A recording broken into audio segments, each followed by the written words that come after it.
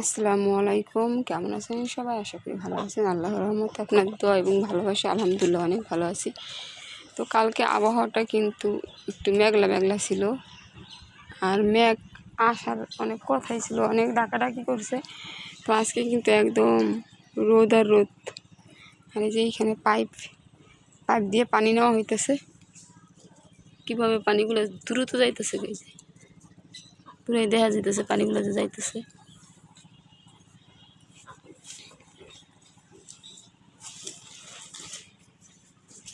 ওইখানে লাগাইছে লাউ গাছ, ওই লাউ গাছে পানি দিতেছে এইখানটা নিয়ে।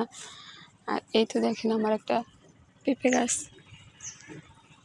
গাছটা মদ্দা, দুইটা পেঁপে গাছ ছিল এখানে, এই যে একটা। তো এটা মদ্দা দেখে আমি কাইটা দিছি, আগা কাইটা দেওয়ার পর আবার এই যেখানে পুই নিছে, পুই নিয়ে আবার সেই একই রকম ফুল চাচ্ছে। তো বুঝি না পেঁপে গাছ লাগাইলে মদ্দা হয়ে যায়। আর এই যে এটা কেমন একটু ঢুলে গেছে। তো একটা পেঁপে গাছ লাগাইছিলাম, ওটা পেঁপে ধরছিল, ধরার পর হেজা নাকি একদম গোড়া থেকে কাইটা দিছে। আর এই যে এই দুইটা কিন্তু মর্দা, এই দুইটার কাছে আসে না, তো খারাপ হেজা নাকি হেজা বলে। যে পাইপটা কিন্তু অনেক দূর নিছে, অনেক দূর, ওই যে এদিকে অনেক দূরে থেকে আনছে। এই যে এখানে ঘাসের মধ্যে কত সুন্দর ফুল পড়ছে। এটা কিন্তু এই যে এই জংলা পাতা, দেখেন ফুল ফুটছে এখানে।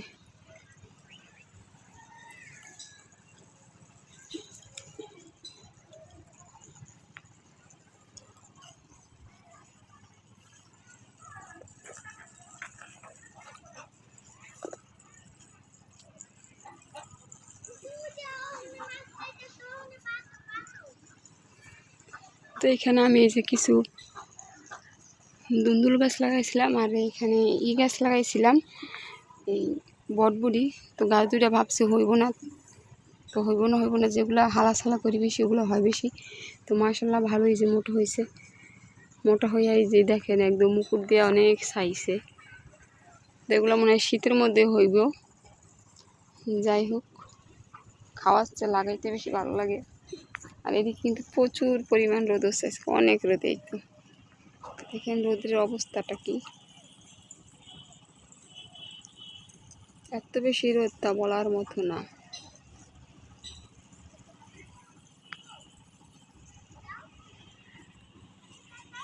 আমি রান্না করবো এই তো আলু দিয়ে পাঙ্গাস মাছ।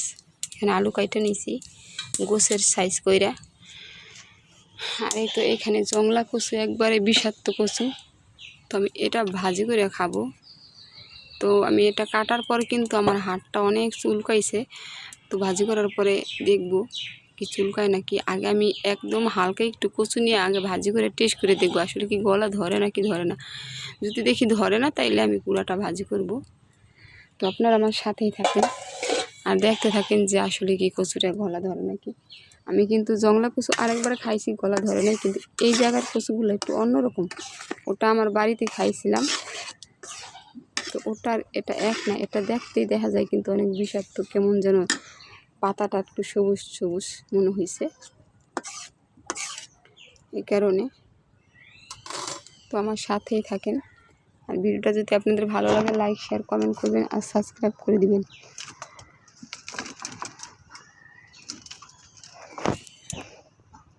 তো এই তো এইখানে রান্না করার জন্য আমি সব মশলা কষাই নিতেছি।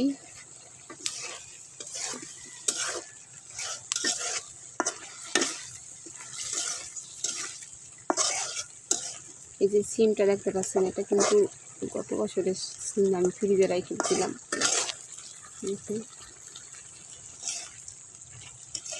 ক্যামেরার মধ্যে কিন্তু কালারটা একদম সাদা সাদা আসতেছে।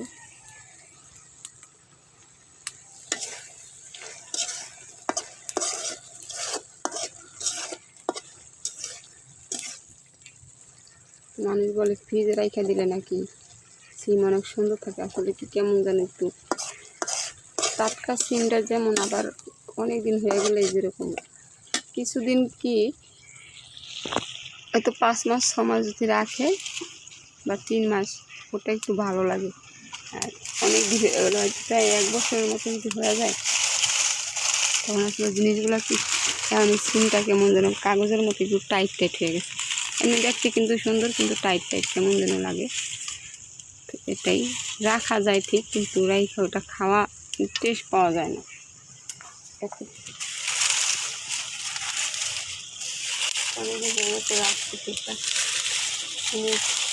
সিজন চলে আইছে, তো এখন আমি ভাবতেছি রান্না করবো। আর ওই যে কচু যে বলছিলাম, কচু, এই কচুটা কিন্তু রান্না করে আমি খাইতে পারিনি, একদম গলা পুরো আমার চুলকাইছে, ফালাই দিছি কচুটা।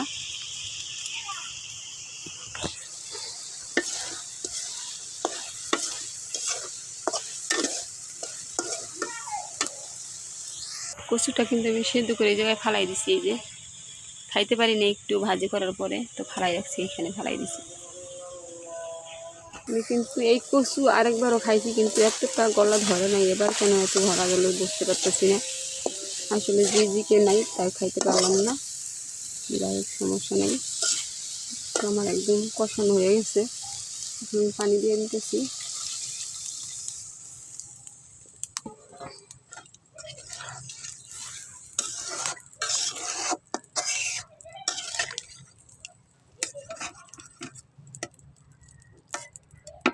বলক আসা পর্যন্ত পানিটা, তারপরে মাছটা দিয়ে নিব, ঢেকে দিই।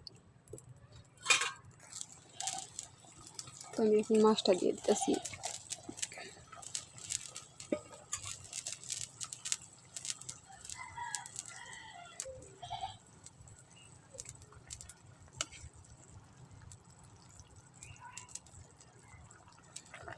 দুজন মানুষ তো অল্প মাছ দিলাম, কারণ আমি মাছটা খাবো না, কারণে মাছটা অল্প দিলাম।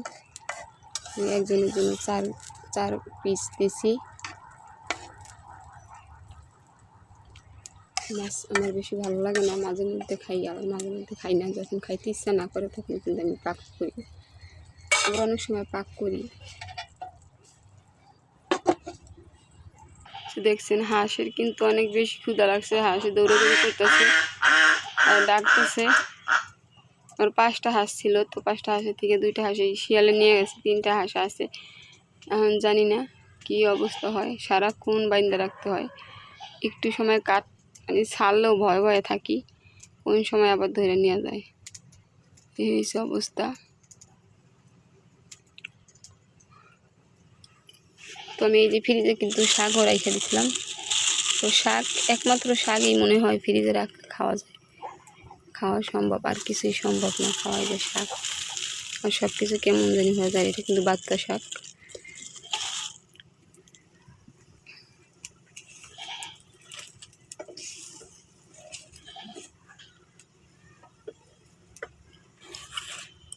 তো ভিডিওটা যদি ভালো লাগে লাইক শেয়ার কমেন্ট করবেন, আর সাবস্ক্রাইব করতে ভুলবেন না।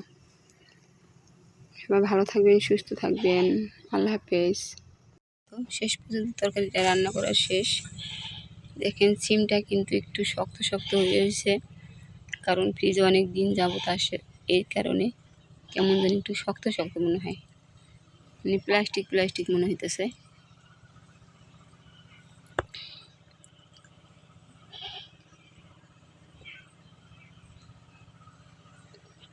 যাই হোক, সবাই ভালো থাকবেন, সুস্থ থাকবেন, আর আমার ভিডিওটা ভালো লাগলে লাইক শেয়ার কমেন্ট করবেন। আল্লাহ হাফেজ।